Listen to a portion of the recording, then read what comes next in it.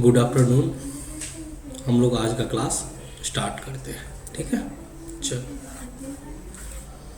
तो अभी तक हम लोग लास्ट क्लास में जो पढ़े थे वो था आउटस्टैंडिंग एक्सपेंसेस। हम लोग थोड़ा सा क्विकली रिवाइज कर लेते हैं क्या क्या पढ़े थे लास्ट क्लास में।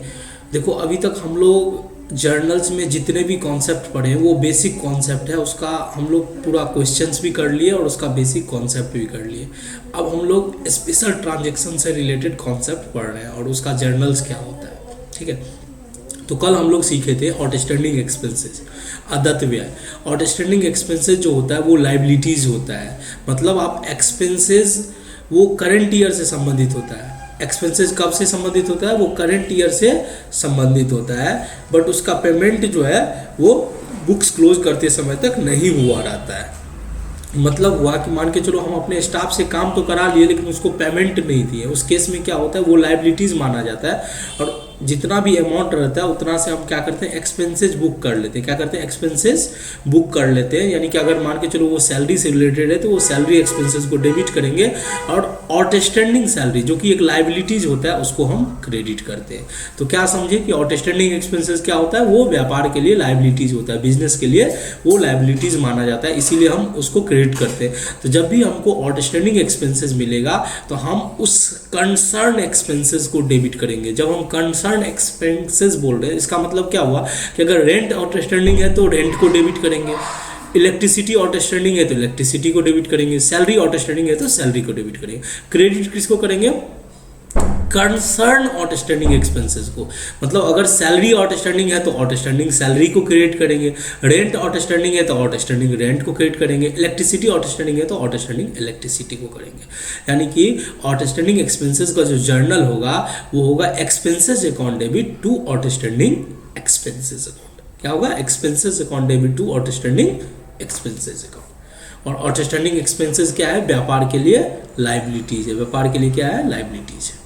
चलो आगे क्या देखे थे, देखो प्रीपेड एक्सपेंसेस। प्रीपेड एक्सपेंसेस को ही अनएक्सपायर्ड एक्सपेंसेस भी बोला जाता है, इसको हिंदी में बोलते हैं पूर्वदत्त व्यय। ये कौन सा व्यय होता है? ये ऐसा एक्सपेंसेस होता है जो नेक्स्ट फिनेंशियल ईयर से संबंधित है बट उसका पेमेंट करंट ईयर में ही कर दिए।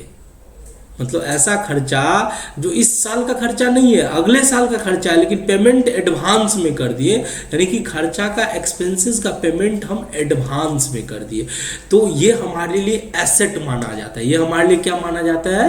एसेट माना जाता है। तो जब भी खर्चा एक्चुअल में जब हम एडवांस में पेमेंट करते हैं तो पेमेंट करते टाइम में उस खर्चा को डेबिट करते हैं। जैसे इस केस में इंश्योरेंस एक्सपेंसेस था तो उस एक्सपेंसेस को डेबिट करेंगे और कैश या बैंक जो भी आपके पॉकेट से जाएगा उसको क्रेडिट करेंगे।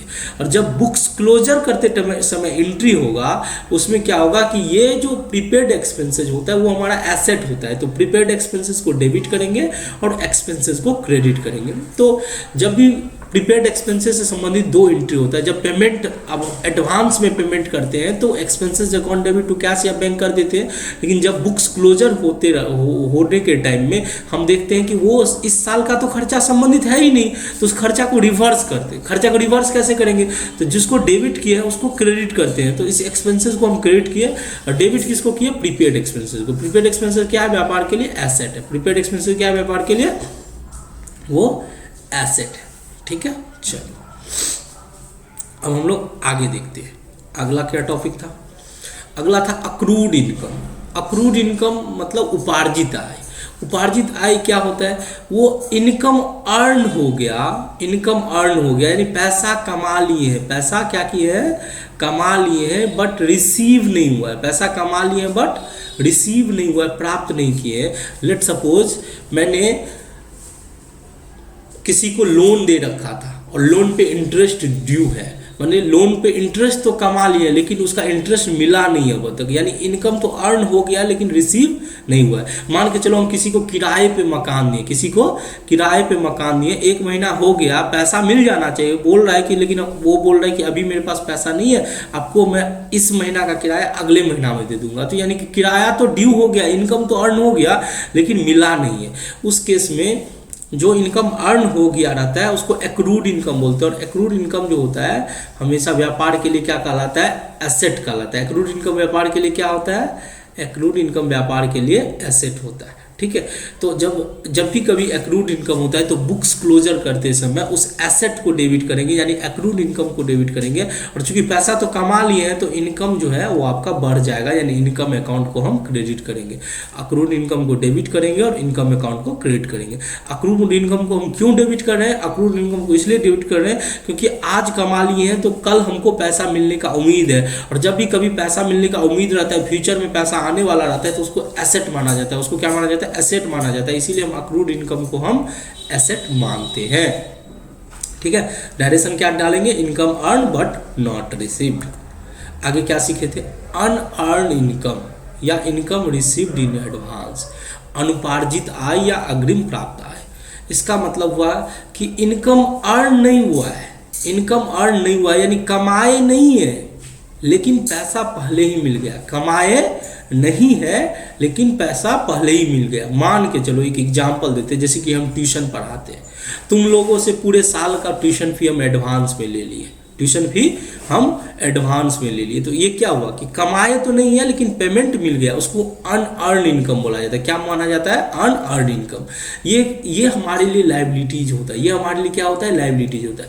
अब तुम सोचो लायबिलिटीज क्यों होता है, क्योंकि हम अर्न तो नहीं किए लेकिन पहले ही पैसा आ गया। किसी कारणवश अगर हम तुमको पढ़ा नहीं पाए तो हमको पैसा वापस करना होगा। और जब भी फंड का फ्यूचर में फ्लो होने का मतलब पैसा आने की संभावना रहता है तो वो एसेट होता है, और पैसा जाने की संभावना होता है तो वो हमारे लिए लायबिलिटीज होता है। तो यहाँ पे हम तुमको क्या कर रहे हैं, पढ़ाए तो नहीं है, पैसा पहले ले लिए, किसी कारणवश अगर हमको पढ़ा नहीं पाते हैं, तुम्हारा कोर्स कंप्लीट नहीं करा पाते हैं तो हमको पैसा वापस करना होगा। और अगर हमको पैसा वापस करने का चांस है तो हमारे लिए लायबिलिटीज होता है। तो जब तुम हमको पैसा दिए थे उस टाइम में तो हम फटाफट इनकम बुक कर लिए, मान के चलो कभी दे दिए, तुमको जनवरी में दे दिए, cash account debit, bank account debit to income account. लेकिन जब बुक्स क्लोज करने लगे तो पता चला कि देखो, मान के चलो जस्ट एक एग्जाम्पल देके समझते, तुमने ट्यूशन फी 12,000 रुपया दिया। तुमने ट्यूशन फी कितना दिया, 12,000 रुपया। तुमने ट्यूशन फी 12,000 रुपया दिया, वो तुमने जनवरी में दिया, 12,000 दिया जनवरी में। हमारा बुक्स क्लोज होता है मार्च में, तो हमने 12,000 जब जनवरी में पैसा दिया तो हम उसको इनकम बुक कर लिया, cash account debit to income 12,000, cash account debit to income 12,000। लेकिन मार्च में बुक्स क्लोज होता है हमारा। बुक्स कब क्लोज होता है, मार्च में। जनवरी, फरवरी, मार्च में हमारा बुक क्लोज होता है। तो बुक्स क्लोजर तक तो 3 महीना हम पढ़ा दिए तुमको, ये 12,000 तो पूरे 12 महीना का यानी 1 साल का ट्यूशन फी था, तो 3 महीना का पढ़ा दिए। लेकिन 9 महीना का पैसा तो अभी भी तुमने मुझे एक्स्ट्रा दे दिया, क्योंकि तुमने तो 12,000 दिया, लेकिन 12,000 तो पूरा 12 महीना के लिए दिया ना। हम तो 3 महीना पढ़ाए, उसके बाद बुक्स क्लोज करना पड़ा, मार्च में बुक्स क्लोज करना पड़ा, हम जनवरी से तुमको पढ़ाना शुरू किए। तो 3 महीना का तो इनकम बुक हो गया, लेकिन 9 महीना का जो 9,000 रुपया वो ज़्यादा बुक हो गया है। 9,000 क्या हो गया, इनकम 12,000 नहीं है, इनकम इस साल का तो 3,000 है।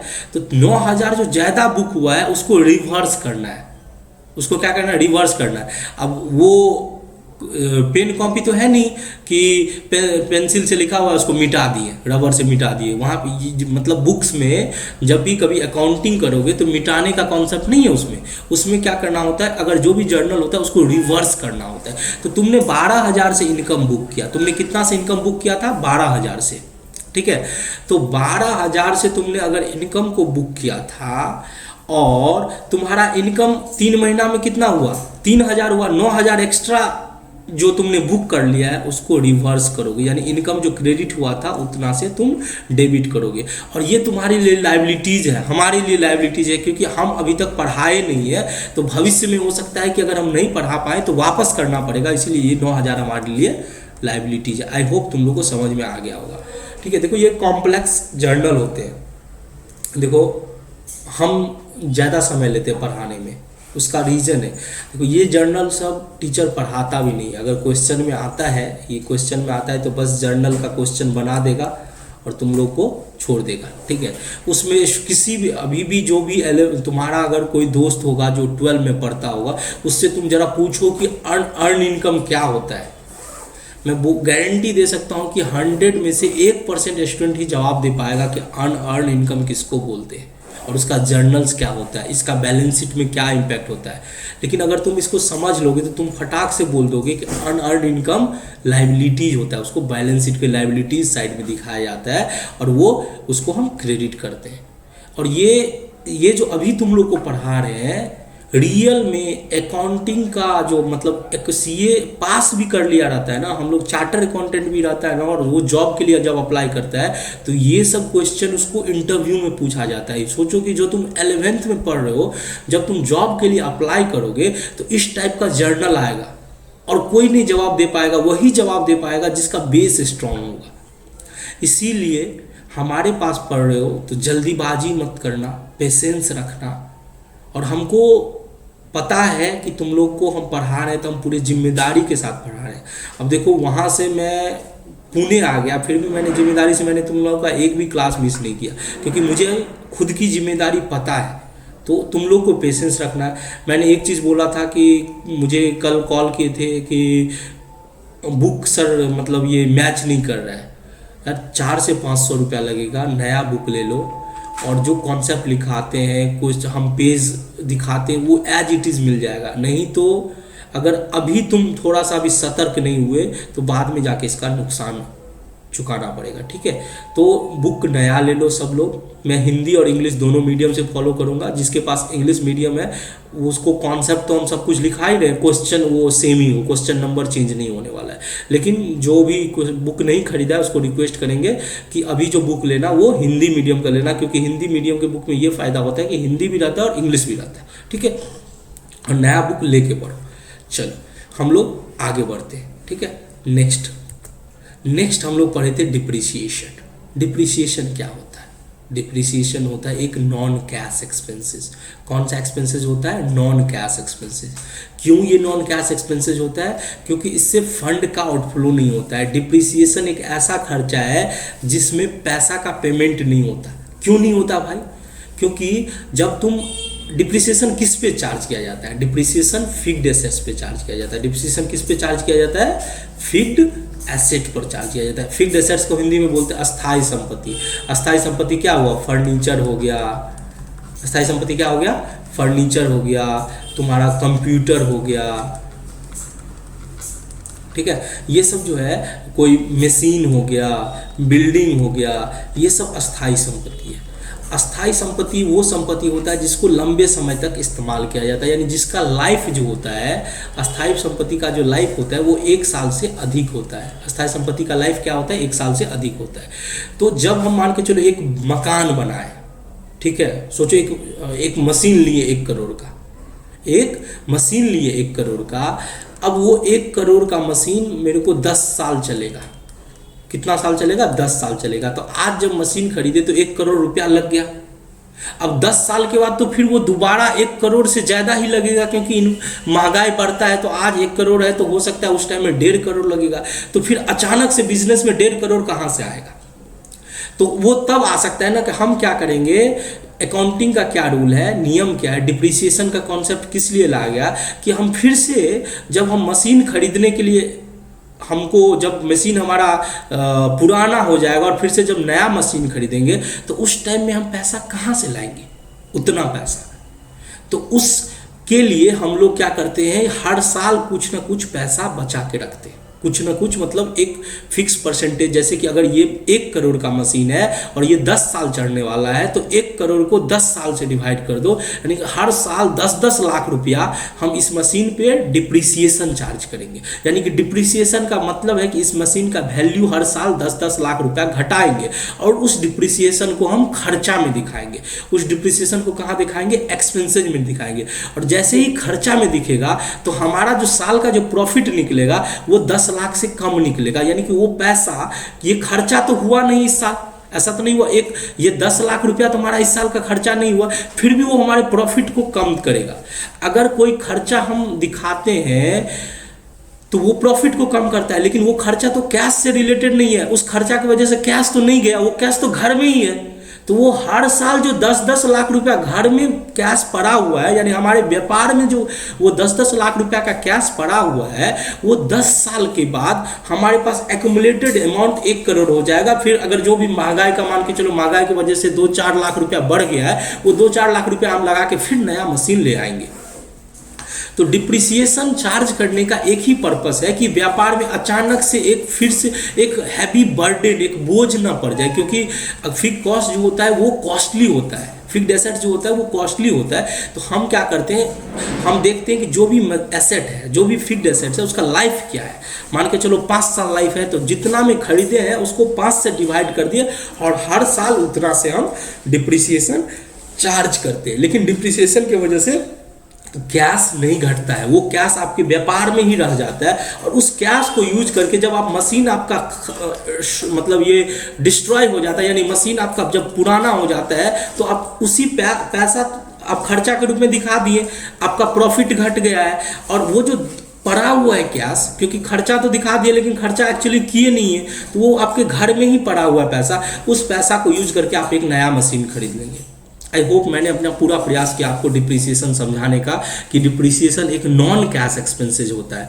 खर्चा तो होता है, इससे प्रॉफिट तो घटता है, लेकिन इससे कैश बाहर नहीं जाता व्यापार में, व्यापार में ही रहता है। और वो हर साल वो डिप्रिसिएशन का पैसा व्यापार में सेव होते रहता है कैश के रूप में। और जब वो मशीन पुराना हो जाता है तो उसी पैसा से हम नया मशीन खरीद लेते हैं। ठीक है, तो इसीलिए मैंने इस कॉन्सेप्ट को लिखा है कि डिप्रिसिएशन एक नॉन कैश एक्सपेंसेज है। डिप्रिसिएशन क्या है, एक नॉन कैश एक्सपेंसेज है, क्योंकि इससे फंड का आउटफ्लो नहीं होता है, इससे फंड का आउटफ्लो नहीं होता है। ठीक है, पैसा घर में ही रहता है, पैसा व्यापार में ही रहता है, और उसी पैसा का यूज करके नया एसेट खरीदते हैं। ठीक है, लेकिन हम ये जो नॉर्मली अगर आप कोई खर्चा करते हो तो उससे क्या होता है, क्या एंट्री पास करते हो, expenses account debit to cash या बैंक।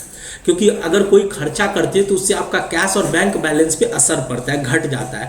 या कभी कभी अगर कोई खर्चा करते हो, पेमेंट नहीं करते, उधारी रह जाता है, तो उससे लायबिलिटीज क्रिएट होता है, लेकिन भविष्य में भी उस लायबिलिटीज का पेमेंट करना होता है। तो या तो एक्सपेंसेज टू कैश बैंक होगा या एक्सपेंसेज टू सिंडिकेटर, यानी कोई लायबिलिटीज होगा। लेकिन इस केस में, डिप्रिसिएशन के केस में, आपका पैसा तो नहीं जा रहा है, लेकिन उससे आप एसेट को घटा रहे हैं, उससे संपत्ति को, फिक्स्ड एसेट्स को घटा रहे हैं। तभी तो वो 10 साल के बाद फिक्स्ड एसेट्स, जो आपका जो नया फिक्स्ड एसेट्स वो जीरो हो जाएगा, और फिर से एक नया फिक्स्ड एसेट्स आप खरीद के ले आएंगे। तो हम जब डिप्रिसिएशन का एंट्री चार्ज करते हैं तो डिप्रिसिएशन तो खर्चा है, नॉन कैश खर्चा, उस खर्चा को हम डेबिट करते हैं, और इससे फिक्स्ड एसेट्स हमारा घटता है। क्या घटता है, फिक्स्ड एसेट्स घटता है। तो हम फिक्स्ड एसेट्स को क्या करते हैं, क्रेडिट करते हैं। तो डिप्रिसिएशन का क्या एंट्री हो जाएगा, depreciation account debit to fixed assets. I hope मैंने डिप्रिसिएशन को अच्छे से आपको समझा दिया, आप लोगों को समझ में आ गया होगा।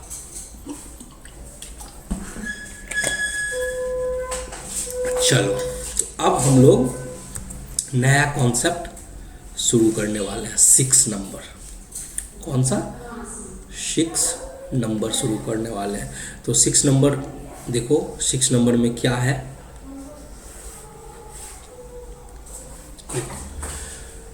हम लोग डिप्रिसिएशन कर लिए। अब 6 नंबर में है इंटरेस्ट ऑन कैपिटल। 6 नंबर में क्या है, interest on capital. Interest on capital, पूंजी पर ब्याज। अब पहले इसको समझते हैं, क्या होता है कि इसको पहले हम लोग आपको डिक्टेट कराएंगे, यानी कि आपको पढ़ाएंगे। ठीक है, क्या होता है, कभी कभी स्वामी की पूंजी पर ब्याज दिया जाता है, कभी कभी स्वामी की पूंजी पर ब्याज दिया जाता है। यह व्यवसाय के लिए एक्सपेंसेस है। पूंजी पर ब्याज एक नॉमिनल अकाउंट है, इसको समझते हैं सबसे पहले।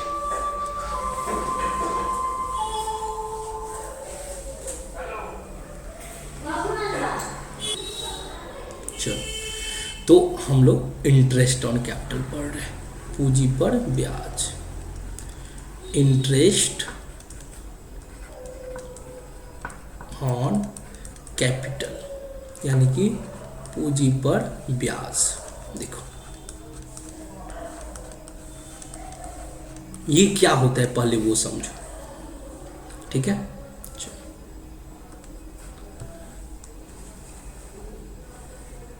देखो क्या होता है कि तुमको पता है कि व्यापार का स्वामी जो होता है, व्यापार का जो ऑनर होता है, वह व्यापार में पूंजी लगाता है। ठीक है, व्यापार का ऑनर व्यापार में पूंजी लगाता है उस पर वह ब्याज पाने का हकदार होता है, क्योंकि वो व्यापार में पूंजी लगाया है तो वो कहीं ना कहीं पैसा उसका फंसा हुआ है। अगर वो मान के चलो व्यापार नहीं चालू करता, कहीं दूसरे जगह किसी को लोन दे दिया रहता, कर्जा दे दिया रहता, या मार्केट में बैंक में पैसा लगाया रहता, तो तब भी उसको उस पूंजी पर ब्याज मिलता है कि नहीं है। तो फर्म में भी हम लोग ये सीखेंगे कि उसके पूंजी पर, फर्म में भी, व्यापार में भी उसके पूंजी पर ब्याज दिया जाता है। ठीक है, तो एक लाइन में नोट कर लो कि व्यापार के स्वामी यानी ऑनर ऑफ बिजनेस, व्यापार के स्वामी यानी ऑनर ऑफ बिजनेस,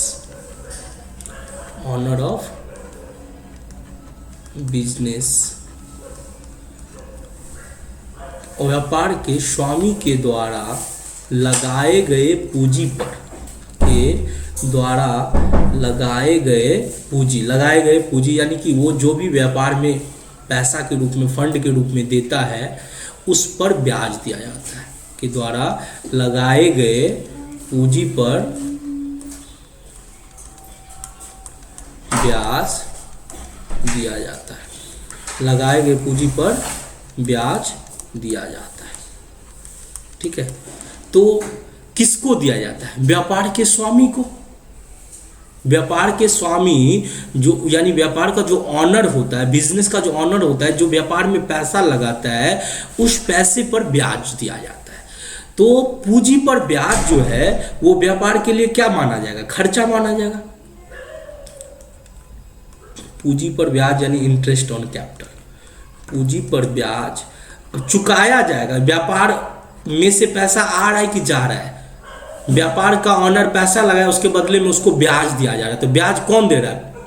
बिजनेस दे रहा है, यानी कि कंपनी दे रहा है, फर्म दे रहा है। किसको दे रहा है? बिजनेस के ऑनर को दे रहा है। तो पूंजी पर ब्याज यानी इंटरेस्ट ऑन कैपिटल व्यापार के लिए, बिजनेस के लिए एक्सपेंसेस है। इंटरेस्ट ऑन कैपिटल, पूंजी पर ब्याज व्यापार के लिए एक्सपेंसेस है। व्यापार के लिए क्या है? बिजनेस के लिए क्या है? एक्सपेंसेस है। बिजनेस के लिए एक्सपेंसेस है। और एक्सपेंसेस है तो जैसे ही ये एक्सपेंसेस हो गया तो इंटरेस्ट ऑन कैपिटल जैसे ही एक्सपेंसेस हो गया, और खर्चा और इनकम किससे संबंधित खाता क्या होता है? नॉमिनल अकाउंट होता है। इसीलिए पूंजी पर ब्याज यानी इंटरेस्ट ऑन कैपिटल क्या कहलाएगा? नॉमिनल अकाउंट कहलाएगा। पूंजी पर ब्याज एक नॉमिनल अकाउंट है, नाम मात्र खाता है, इसमें कोई नया बात नहीं है। क्लियर है? यहां तक कोई दिक्कत? चलो,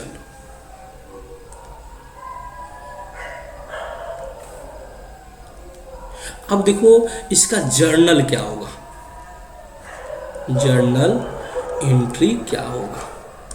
देखो अब क्या होता है कि जब हमने ये बताया कि इंटरेस्ट ऑन कैपिटल व्यापार के लिए खर्चा है, तो खर्चा हमेशा क्या होता है? डेबिट होता है कि नहीं है? खर्चा हमेशा डेबिट होता है। तो इंटरेस्ट ऑन कैपिटल हमेशा क्या होगा? डेबिट होगा। इंटरेस्ट ऑन कैपिटल क्या होगा? डेबिट होगा। इंटरेस्ट ऑन कैपिटल हमेशा डेबिट होगा। क्यों डेबिट होगा? क्योंकि ये व्यापार के लिए एक्सपेंसेज है, और एक्सपेंसेज बढ़ता है तो हम डेबिट करते हैं। व्यापार के लिए क्या है? एक्सपेंसेज है। लेकिन इस पे ध्यान देना कि पूंजी पर ब्याज जो दिया जाता है वो कैश और बैंक के रूप में नहीं दिया जाता, वो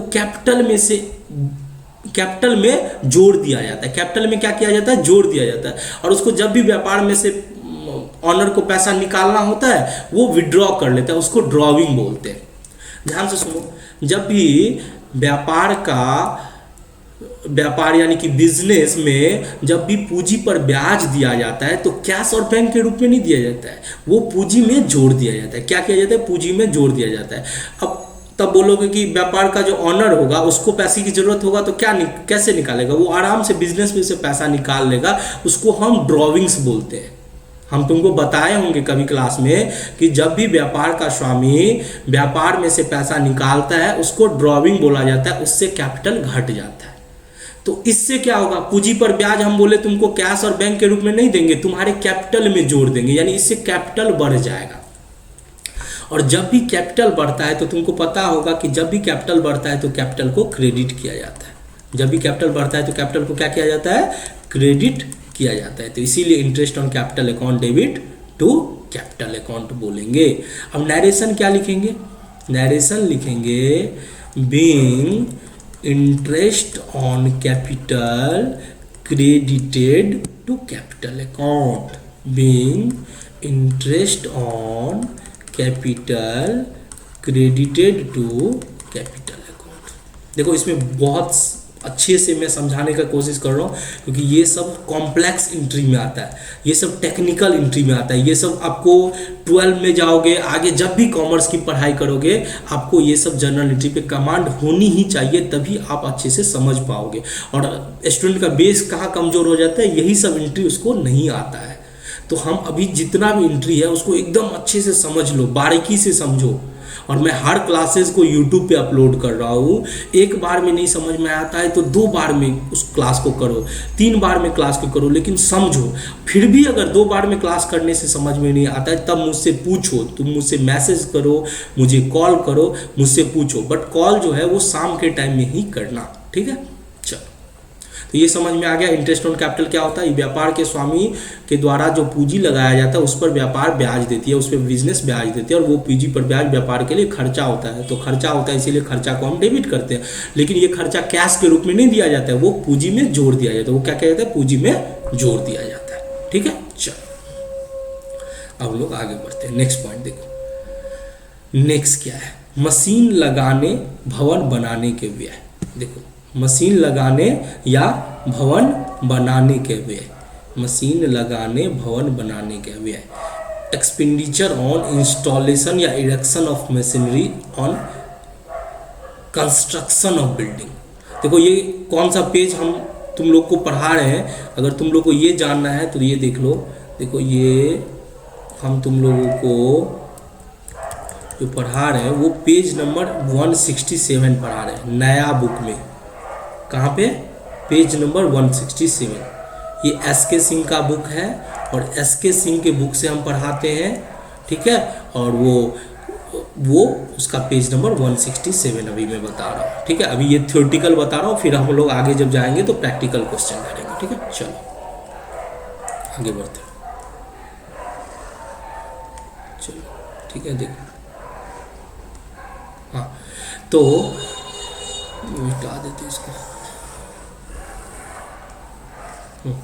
देखो अब मैं बता रहा हूं कि एक्सपेंडिचर ऑन इंस्टॉलेशन या erection of machine and on the construction of building, यानी कि जब भी आप मशीन खरीदते हो, मशीन खरीदते हो या मकान बनाते हो, तो उस पर होने वाला खर्चा कैपिटल एक्सपेंडिचर माना जाता है। उस पर होने वाला एक्सपेंडिचर कैपिटल एक्सपेंडिचर, वो फिक्स्ड एसेट्स होता है।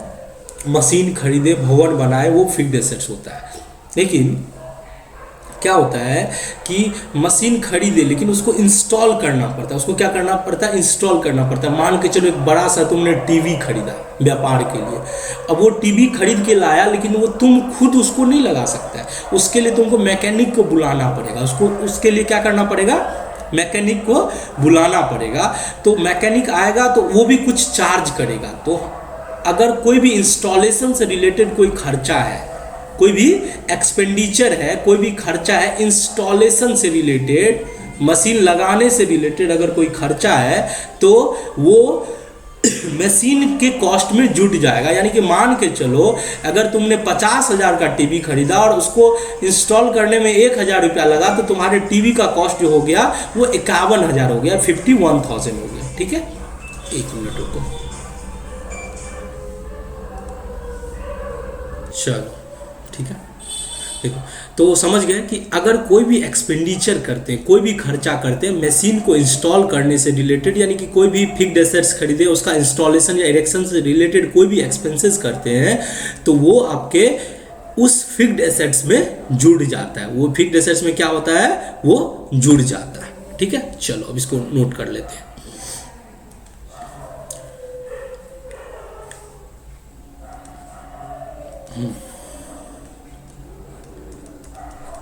एक्सपेंडिचर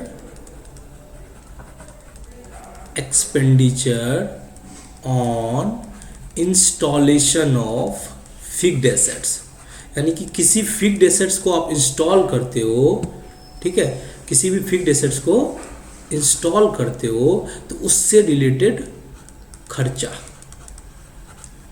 फिक्स्ड एसेट, ठीक है, expenditure on installation of fixed asset, यानी अस्थाई संपत्ति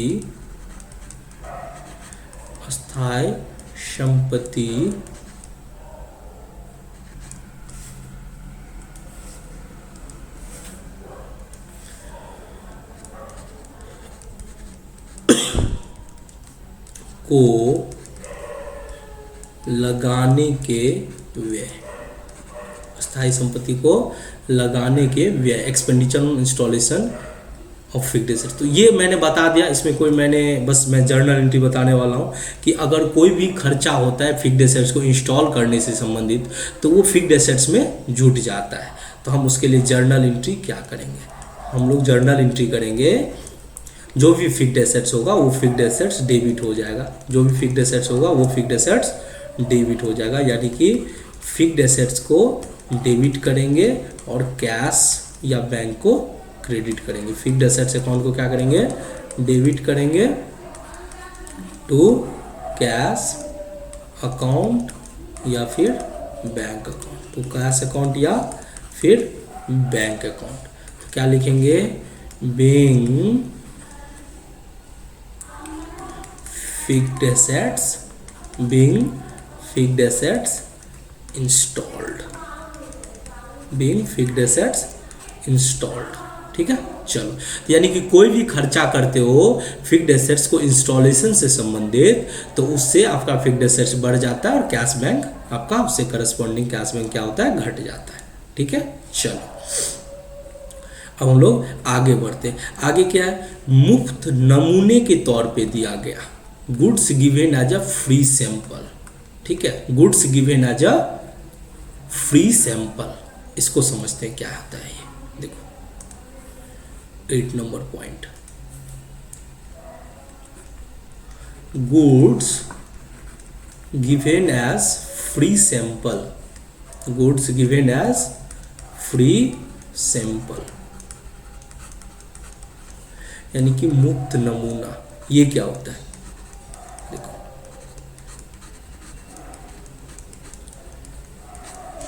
जब आप व्यापार को शुरू करते हैं, ठीक है, तो आपके व्यापार के बारे में किसी को भी जानकारी नहीं रहता है सिवाय आपको, ठीक है।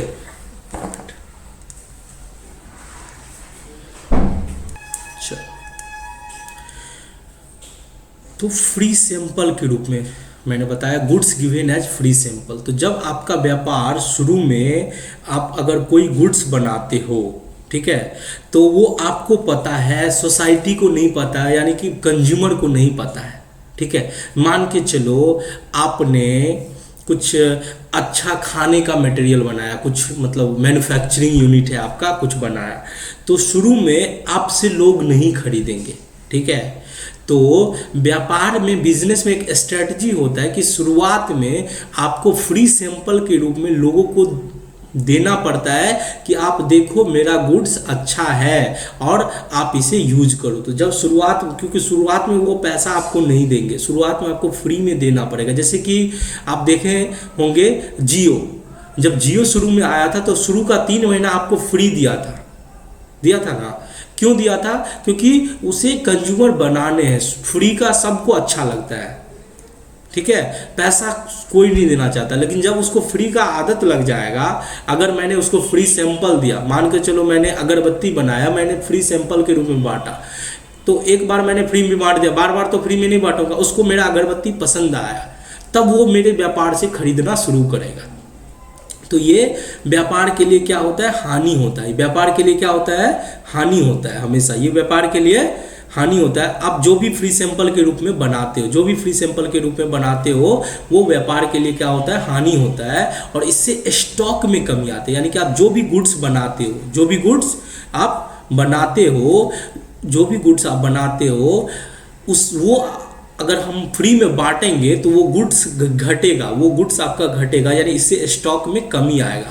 तो सबसे पहला तो ये जानो कि मुफ्त बांटना व्यापार के लिए हानि है, यह व्यापार के लिए हानि है। तो हानि है फिर भी क्यों कर रहे हैं, हानि है फिर भी इसलिए कर रहे हैं क्योंकि हमारे गुड्स को मार्केट में पता चलना चाहिए, मार्केट में एडवर्टीजमेंट के लिए ये कर रहे हैं।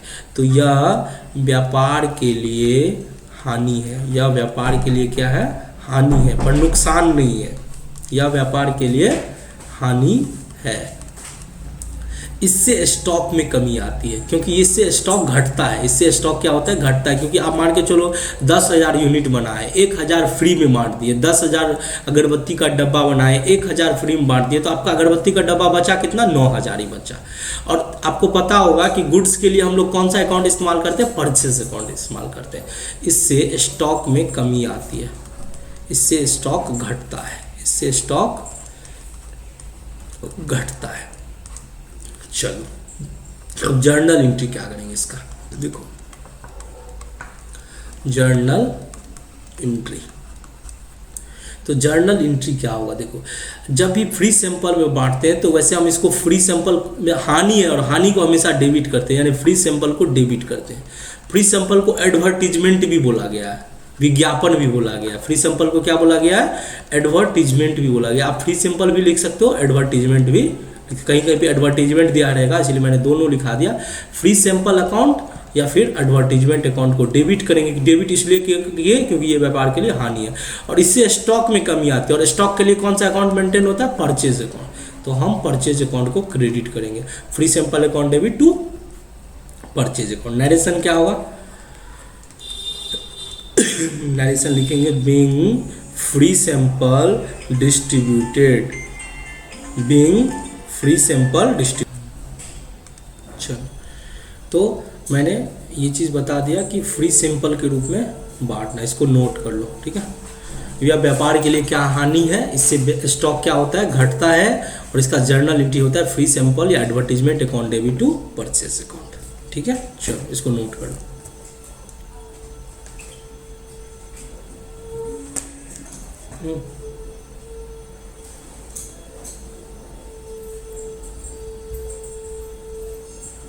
चलो आगे बढ़ते हैं हम लोग। आगे क्या है, देखो आगे है कर्मचारी के द्वारा माल या रोकड़ या नगद की चोरी।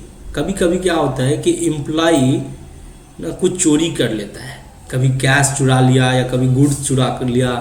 तो यह जो होता है चोरी कर लेता है। कभी कभी यदि कोई कर्मचारी व्यापार से माल या गैस की चोरी कर लेता है तो उससे क्या होता है कि वो व्यापार के लिए नुकसान है, या व्यापार के लिए क्या है, नुकसान है। और उस नुकसान है तो लॉस बाय थेफ्ट को हम डेबिट करेंगे। और अगर कैश चोरी करता है तो कैश को क्रेडिट करेंगे। माल चोरी कर लेता है, गुड्स चोरी कर लेता है तो परचेज को क्रेडिट करते हैं। क्लियर है, चलो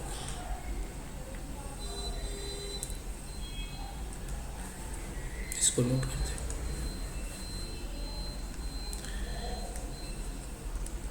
लिखो कैश या फिर goods stolen by employ. Stolen मतलब होता है चुरा लेना, स्टोलन बाय एम्प्लॉय, ठीक है। हम इसको हिंदी में क्या लिखेंगे, नगद या माल का चोरी, नगद या माल का चोरी एम्प्लॉय के द्वारा, नगद या फिर माल की चोरी। अब किसी भी वजह से एम्प्लॉय कर लिया या कोई दूसरा ही कर लिया, कोई भी कर लिया, तो अगर चोरी हो जाता है, अगर नगद या माल की चोरी हो जाती है तो यह व्यापार के लिए क्या है, नुकसान है। यह व्यापार के लिए क्या है, नुकसान है। चलो क्या लिखेंगे, यह व्यापार के लिए नुकसान है। और नुकसान होता है तो नुकसान को हम डेबिट करते हैं। यह व्यापार के लिए क्या है, नुकसान है। यह व्यापार के लिए नुकसान है, ठीक है। अब इसका जर्नल एंट्री क्या करेंगे, देखो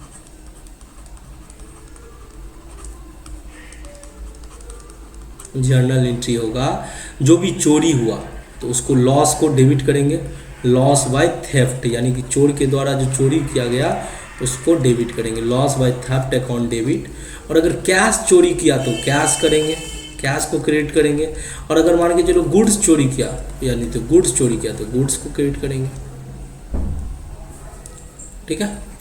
अगर गुड्स चोरी किया तो उसके लिए परचेज अकाउंट को क्रेडिट करेंगे, कैश चोरी किया तो उसके लिए कैश अकाउंट को क्रेडिट करेंगे। नरेशन क्या लिखेंगे, being loss by theft recorded, being loss by theft recorded, being loss by theft recorded, ठीक है। चलो, तो ये समझ में आ गया कि अगर कोई कैश या गुड्स व्यापारी के व्यापार में चोरी हो जाता है तो वह व्यापार के लिए नुकसान होता है, और उससे हम लॉस बाय थेफ्ट को डेबिट करते हैं। जब भी कोई खर्चा या नुकसान होता है तो उस खर्चे या नुकसान को हम डेबिट करते हैं, इसीलिए लॉस बाय थेफ्ट को डेबिट किए। और अगर कैश चोरी कर लिया तो कैश को क्रेडिट करेंगे, और अगर गुड्स चोरी कर लिया तो गुड्स को यानी परचेज अकाउंट को क्रेडिट करेंगे। क्लियर है? चलो, आई होप आप लोग नोट करते होंगे। देखो, अब नोट करने के लिए हम तुमको 2-4 मिनट या ज़्यादा समय नहीं दे सकते हैं, ठीक है। तो साथ में नोट भी करते चलो, सुनते भी चलो, समझते भी चलो, थोड़ा सा स्पीड को बढ़ाओ, ठीक है। चलो आगे बढ़ते हैं। अब यदि चोरी किया गया माल और रोकड़ का कुछ भाग मिल जाए, यानी कि अब चोरी पकड़ा गया, चोरी पकड़ा गया तो रिकवरी अगर हो जाता है, यदि चोरी किया गया माल और रोकड़ का कुछ हिस्सा मिल जाता है, छानबीन करने से हमको अगर वापस मिल जाता है तो क्या होगा, ठीक है। तो मैंने बताया ना, ऐसे केस में ऑलरेडी चोरी का जो नुकसान है वो रिकॉर्ड कर लिए हैं, अब मिटा तो नहीं सकते हैं, तो जितना मिल गया उतना से हम रिवर्स कर देंगे। रिवर्स मतलब उसका उल्टा कर देंगे, उसका क्या कर देंगे, उल्टा कर देंगे। अब देखो, अगर यहीं पे मैं लिख देता हूँ थोड़ा सा नोट करके, अगर चोरी का माल वापस मिल जाता है, ठीक है, मैं ये लिख देता हूँ, अगर चोरी किया हुआ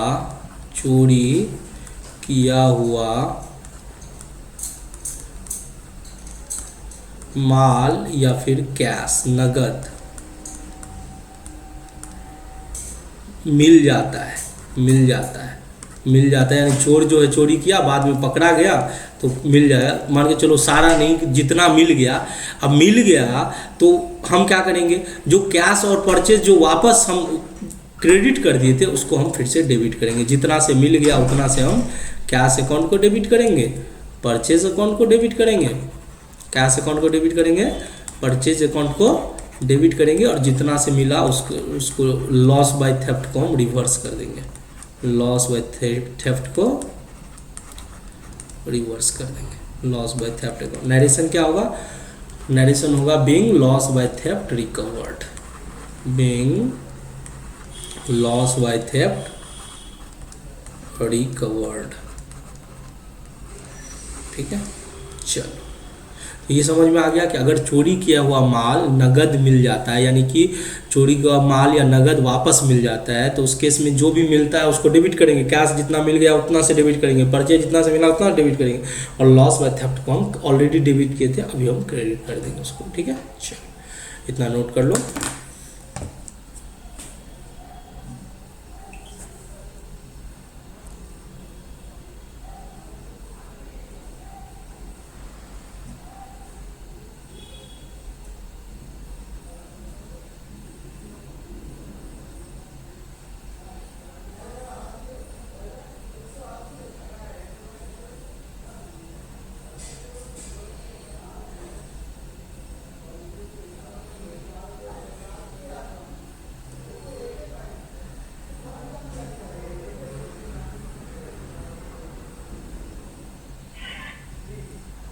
चलो आगे बढ़ते हैं।